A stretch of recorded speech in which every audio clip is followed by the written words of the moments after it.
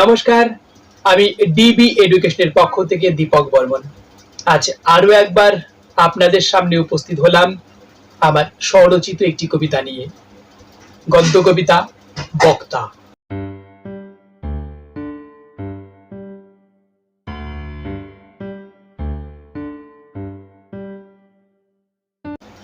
ওই যে মানুষটা দেখতে পাচ্ছেন, ওনাকে? হ্যাঁ হ্যাঁ, ওই যে একেবারে সামনে, সভার মধ্যমণি, যিনি আজকের এই আলোচনা চক্রের প্রধান মানুষ।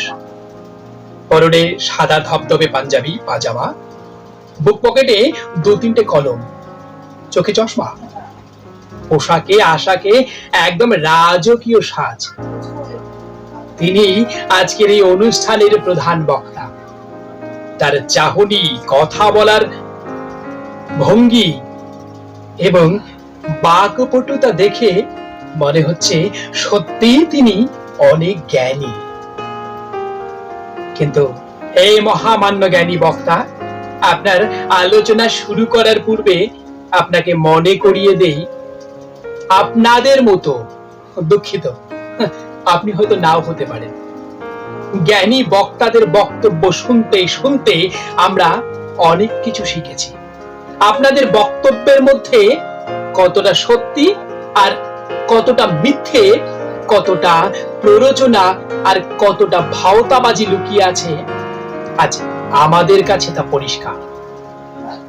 আপনারা প্রথমেই বন্দনা করেন উপস্থিত শ্রোতা মণ্ডলীর, কিন্তু বক্তব্যের মাঝখানে কেউ বিরোধিতা করলেই তাকে দেশদ্রোহী আখ্যা দিয়ে অপরাধী বানিয়ে দেন।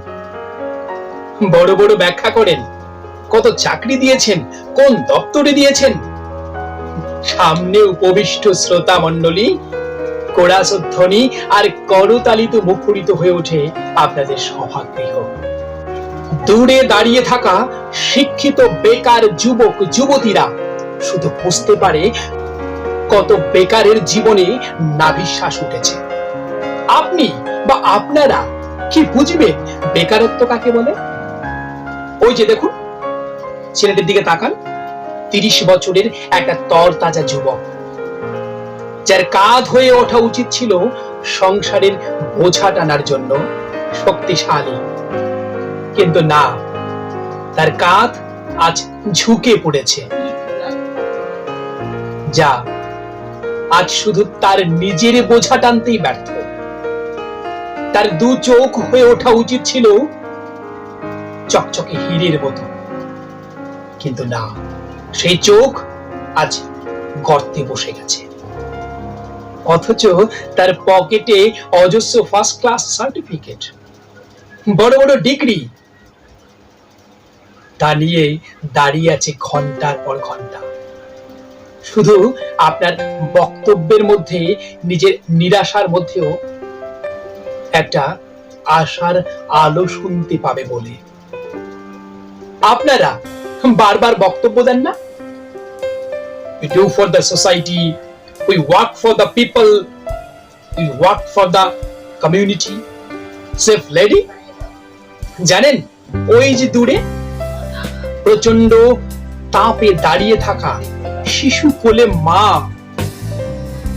সে আজ 5 দিন না খেয়ে মরতে বসেছে। কিন্তু আপনাদের মতো এত মিথ্যে ভাষণের পরেও ও দাঁড়িয়ে আছে আপনার বক্তব্য শুনবে বলে।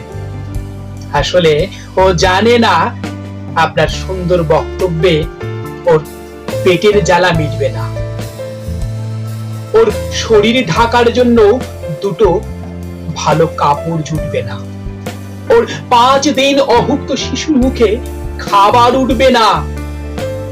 তবে হ্যাঁ, আপনার ঝাঝালো বক্তব্যে ওর চোখে নতুন স্বপ্ন জেগে উঠবে, ও আরো বাঁচতে চাইবে। কিন্তু এই বাঁচা, এই প্রতীক্ষা মৃত্যুর চেয়েও ভয়ঙ্কর। কৃষক প্রতীক্ষায় আছে সুদিন আসবে বলে, বৃদ্ধা মা বধির কান নিয়ে অপেক্ষায় আছে আপনার মিষ্টি গলায় তাদের জন্য নতুন শব্দের প্রতিধ্বনিত হবে, আপনার উদ্বেলিত কণ্ঠে তাদের জন্য ঘোষণা হবে নতুন কোনো প্রকল্প। কিন্তু তারা প্রত্যেকে অসহায় হয়ে সত্যি একদিন অভিশাপের তীব্র তীর ছুঁড়ে মারবে আপনার মিষ্টভাষী গলার দিকে, বদ রক্ত প্রবাহকে স্থিমিত করার জন্য। কারণ সব মিথ্যা প্রতিশ্রুতি সমাপন একদিন অবশ্যম্ভাবী। তাই হে মান্যবর সুদর্শন বক্তা, একবার অন্তত তোমার মিথ্যার ধ্বজাকে সত্যের পূজারী হয়ে উঠতে দাও। মানুষ তোমাকে সারা জীবন মাথায় তুলে নাচবে আর পুষ্প বরিশন করবে তোমার মস্তকে। নমস্কার। প্লিজ আমাকে একটু উৎসাহিত করার জন্য আমার চ্যানেলটিকে সাবস্ক্রাইব করুন, ডিবি এডুকেশন। আর ভিডিওটিকে ভালো লাগলে লাইক করুন, কমেন্ট করুন আর আপনাদের বন্ধুদের মধ্যে শেয়ার করুন।